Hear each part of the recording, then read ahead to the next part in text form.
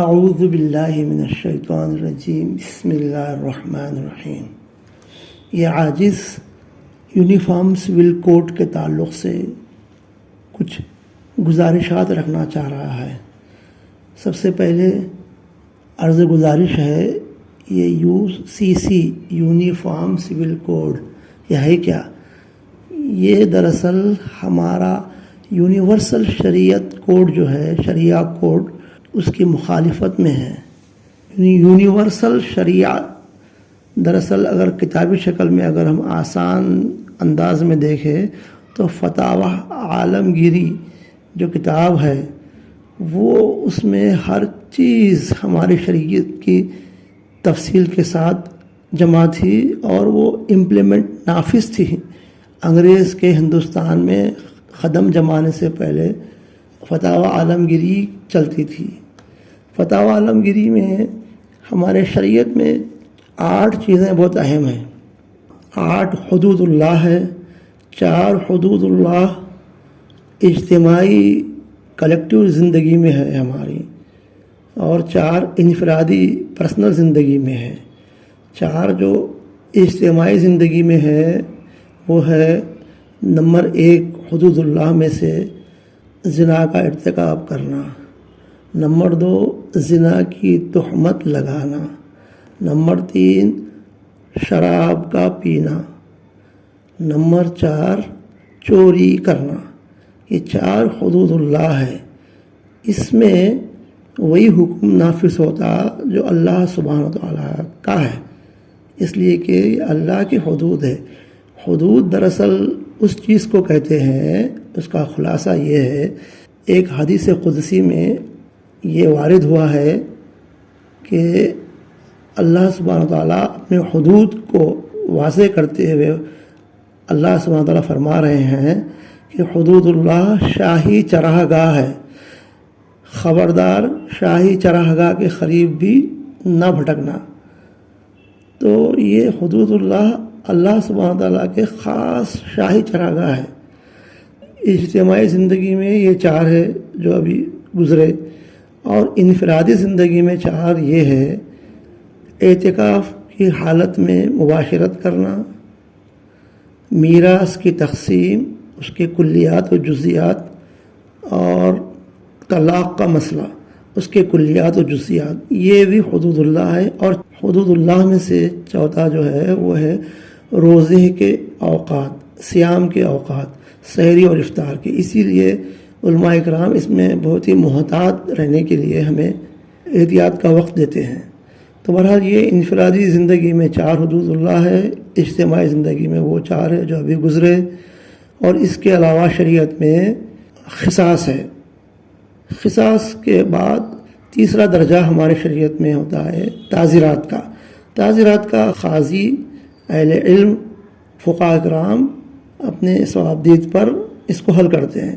فتاوی عالمگیری میں حدود اللہ، قصاص، تعزیرات، یہ تمام چیزوں کا احاطہ تھا اور ہے بھی۔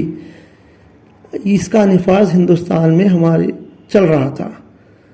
انگریز جب یہاں پر آئے، اپنا قبضہ مضبوط کر لیے اور اپنی جڑ یہاں پر گاڑ دیے، تو وہ یونیفارم کرمنل لاء بنا کے اس میں مداخلت کر کے اس کو تو ختم کر دیا، سمجھو ایک معنی میں وہ نہ اس کا نفاذ کرے، یونیفارم کرمنل لاء لائے، اور شریعت کو کیا کیے، پرسنل لاء بنا کے، شریعت کا نام اس کو دے کے پرسنل لاء ہمارا رکھے۔ تو پرسنل لاء میں جو چیزیں تھیں، اب چونکہ ان کے ہاتھ میں ڈنڈا تھا، ظاہر سی بات ہے ڈنڈا جس کے ہاتھ میں ہے وہی کلیکٹیو زندگی میں نفاذ کر سکتا اپنے احکامات کو۔ تو بہرحال جب یہ یونیفارم کرمنل لاء بنا اور شریعت میں مداخلت کر کے وہ پرسنل لاء بنائے، تو انہی ایام میں علماء اکرام کا یہ رول ہمارے مسلمانوں میں یہ ہے کہ یہ اس امت کے انبیاء کی مماثلت ہے۔ آپ صلی اللہ علیہ وسلم ہم سب کو، ہماری امت محمد یا صلی اللہ علیہ وسلم کو علماء کے حوالے کر گئے۔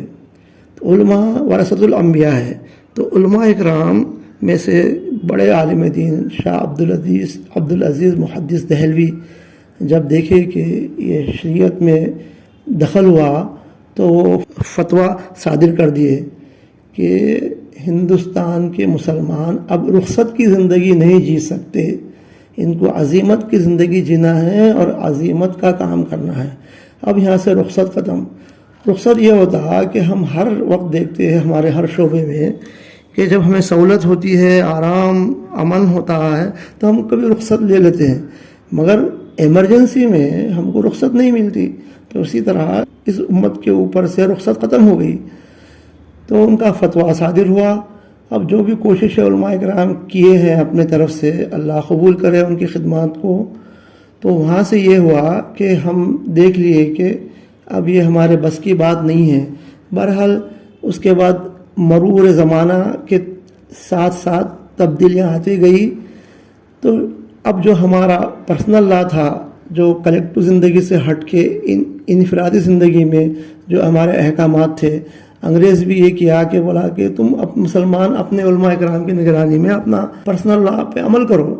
تو یہی چلتا گیا، اور 1937 میں جب ایسے تو الیکشن ہندوستان میں 1920 سے الیکشنز، اسمبلی الیکشن شروع ہو چکے تھے، ہوئے بھی، چونکہ انگریز کے پاس جو نظام تھا ہندوستان میں آنے سے پہلے، اور جب آ چکا تھا یہاں پر بنگال میں نوابوں کو ہٹا کر ایسٹ انڈیا کمپنی کے ذریعے، تب ان کے پاس، انگریزوں کے پاس جو نظام تھا حکومت کا، وہ تھا جمہوری نظام۔ جو آج ہمارے پاس جو ہے وہی نظام تھا ان کے پاس، ڈیموکریٹک سسٹم تھا۔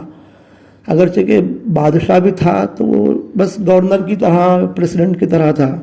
تو جمہوری نظام ان کا، وہ اس نظام کے تحت اپنے پسندیدہ لوگوں کو یہاں پر بٹھا کر پاور ٹرانسفر کر دیے 1947 میں۔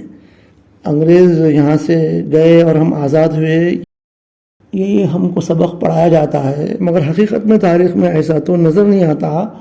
صرف پاور کا ٹرانسفر ہوا، گورے انگریز چلے گئے اپنے پسند کے، یہاں کے کالے انگریزوں کو بٹھا کر چلے گئے۔ اگر آزادی ہوتی تو ہم بہادر شاہ ظفر سے چھین لیے تھے، بہادر شاہ ظفر کے اولاد کے حوالے یہ باغ دوڑ دے کے جاتے تھے، ایسا نہیں، کچھ نہیں ہوا۔ ڈیموکریٹک سسٹم سے 47 میں یہاں پر حکومت بنائے، تو اس میں بھی ہمارا پرسنل لا انٹیکٹ رکھا گیا تھا کسی حد تک، مگر دیکھا یہ گیا آہستہ آہستہ ہم خود اس پر عمل نہیں کر رہے تھے۔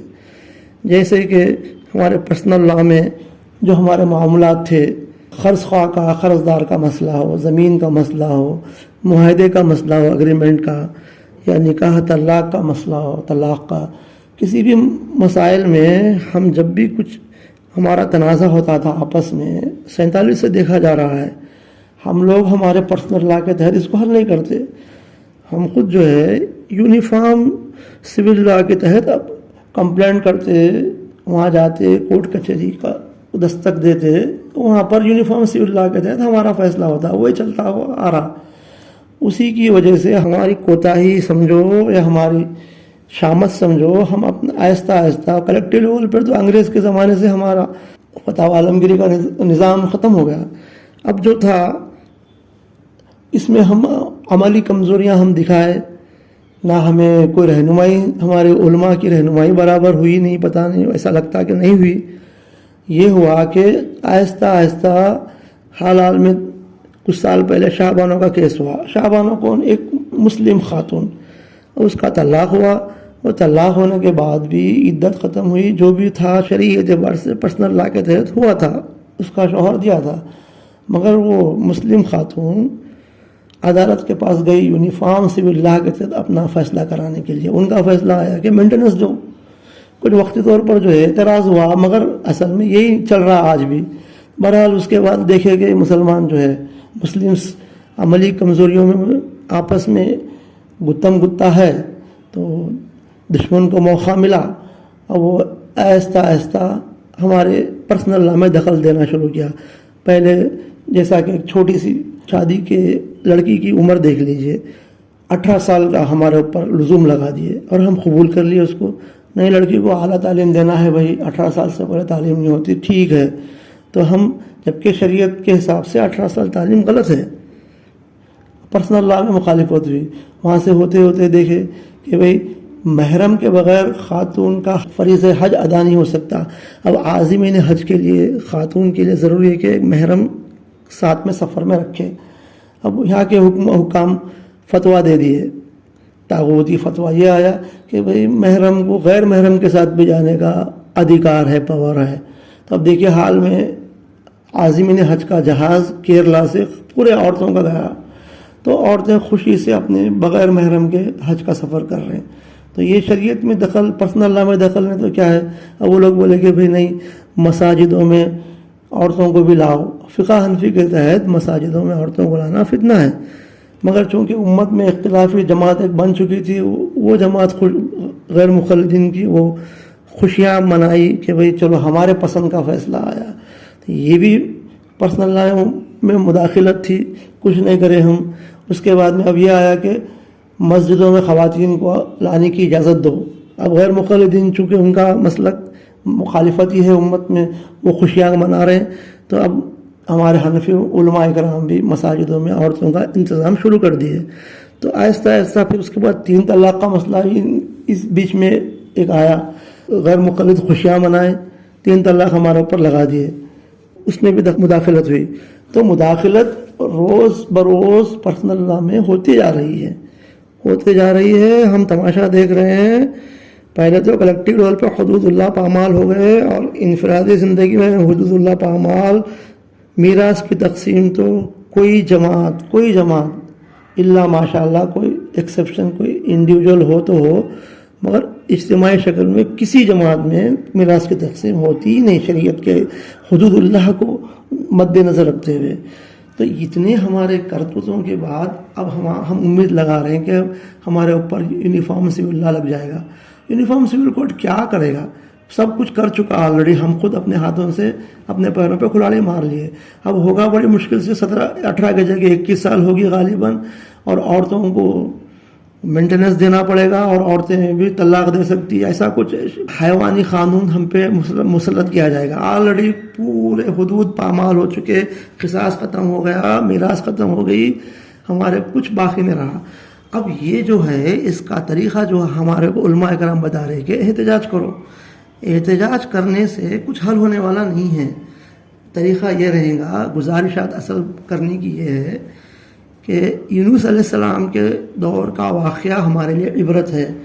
یونس علیہ السلام کی قوم جب نافرمانی کری، ان کو پتہ چلا کہ اب عذاب آنے والا ہے، تو وہ لوگ کیا کیے؟ احتجاج نہیں کرے، وہ لوگ رجوع اللہ ہوئے، توبہ استغفار میں لگ گئے، تو آتا ہوا عذاب بھی ٹل گیا. تو ہم رجوع اللہ کریں، اللہ سے توبہ استغفار کریں. اجتماعی شکل میں ہمارے علماء اکرام سے گزارش ہے کہ وہ پوری امت کے جو ذمہ دار ہے وہ اپنی امت کو لے، اپنی قوم کو لے کے اجتماعی توبہ کروائے، اللہ سے رجوع کریں، تاکہ انشاءاللہ اللہ تعالی ہم پر یہ مصیبت کو ٹال دے. آخر میں دعا ہے میری اللہ سبحانہ تعالیٰ سے، یا اللہ ہم پر رحم فرما. اللہم عذب الکفر وألقی فی قلوبہم الرعب وخالف بین کلمتہم وانزل علیہم رجزک وعذابک. اللہم عذب الکفرۃ اہل الکتاب والمشرکین الذین یجحدون آیاتک ویکذبون رسلک ویصدون عن سبیلک ويتعدون حدودك ويدعون معك إلها آخر لا إله إلا أنت تباركت وتعاليت عما يقول الظالمون علوا كبيرا. آمين. اللهم اغفر لنا وللمؤمنين والمؤمنات والمسلمين والمسلمات وأصلح ذات بينهم وألف بين قلوبهم واجعل في قلوبهم الإيمان والحكمة وثبتهم على ملة رسولك وأوزعهم أن يشكروا نعمتك التي أنعمت عليهم وأن يوفوا بعهدك الذي عهدتهم عليه وانصرهم على عدوك وعدوهم إله الحق. آمين. اللهم لا تجعل الدنيا أكبر همنا ولا مبلغ علمنا ولا غاية رغبتنا ولا تسلط علينا من لا يرحمنا آمين وآخر دعوانا أن الحمد لله رب العالمين.